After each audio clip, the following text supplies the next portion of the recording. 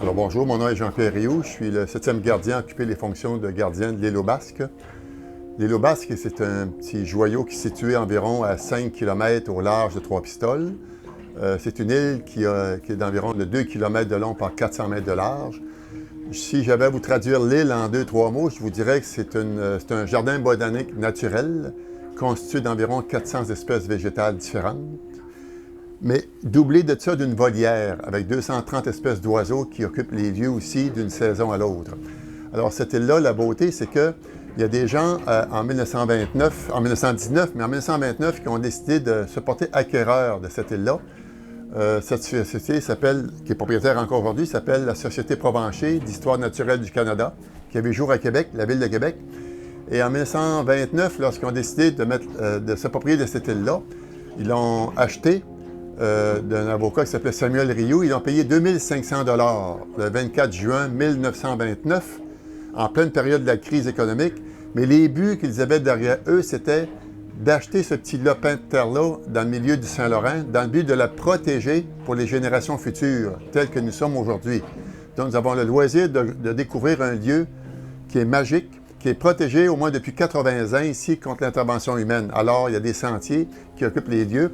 Et la beauté de cette île-là, je vous dirais que la Provencher, avec le temps, s'est engagé des gardiens. Alors, depuis 1930, il y a un gardien qui s'occupe de protéger ces lieux-là, au nom de la Provencher, dont je suis le titulaire présentement depuis 27 ans.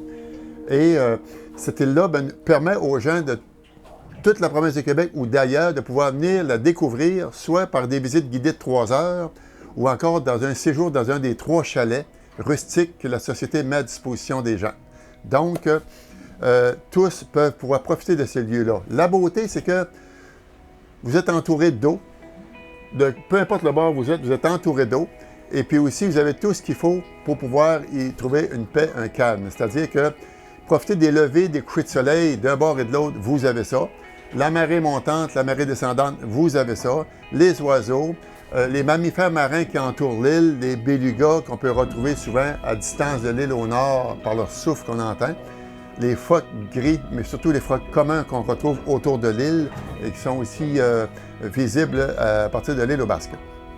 Donc, la beauté des lieux, c'est que cette île-là aussi a un aspect historique très important. Alors, elle a environ 400 millions d'âge. Sa formation rocheuse est la même que les Appalaches. Et je vous dirais qu'avec le temps, beaucoup de personnes y sont passées.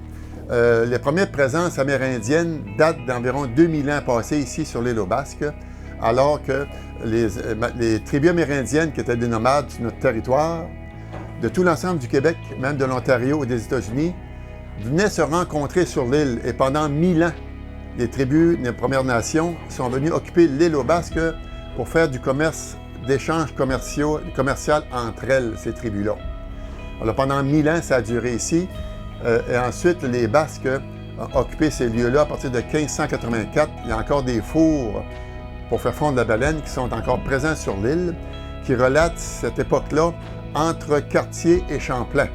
Pendant 40 ans, les pêcheurs basques, chasseurs de baleines, venaient sur l'île s'y installer, chassaient la baleine franche du côté nord de l'île où le parc marin est, Saguenay-Saint-Laurent, et venaient échouer leur prise de baleines franches, les dépeçaient, faisaient fondre des graisses pour en faire de l'huile, et transportaient cette huile-là en Europe à nouveau et la vendaient. C'était une richesse commensurable au niveau des revenus que ça représentait. Donc, l'île, 400 millions d'âge, installation, occupation des lieux il y a 2000 ans par des Amérindiens, commerce international, occupation des lieux pendant 40 ans de 1580 à 1620 par les Basques. Champlain arrive, installation de nos ancêtres, seigneurie des Trois-Pistoles, Jean Rioux achète l'île, l'occupe pas, ses descendants l'ont, Société Provencher l'acquiert en 1929 et depuis ce temps, l'île est un joyau que vous pouvez occuper les lieux à votre guise, mais pour se reposer. Souvent, des gens me demandent qu'est-ce qu'il y a à faire à l'île aux Basques. Je leur réponds, il n'y a rien à faire sur l'île aux Basques.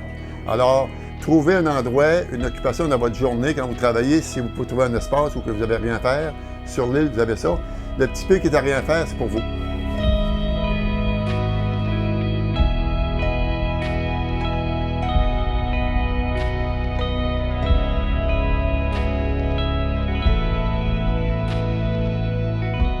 Le temps qui change, vous allez le voir arriver parce que vous êtes dans un lieu, c'est une vitrine à ciel ouvert ici qui vous entoure complètement sur le fleuve Saint-Laurent. Donc, c'est un coin que je pense que vous allez retrouver de tout ici sur l'île, tout ce que l'être humain a besoin finalement. Alors, c'est ça mon île au basque.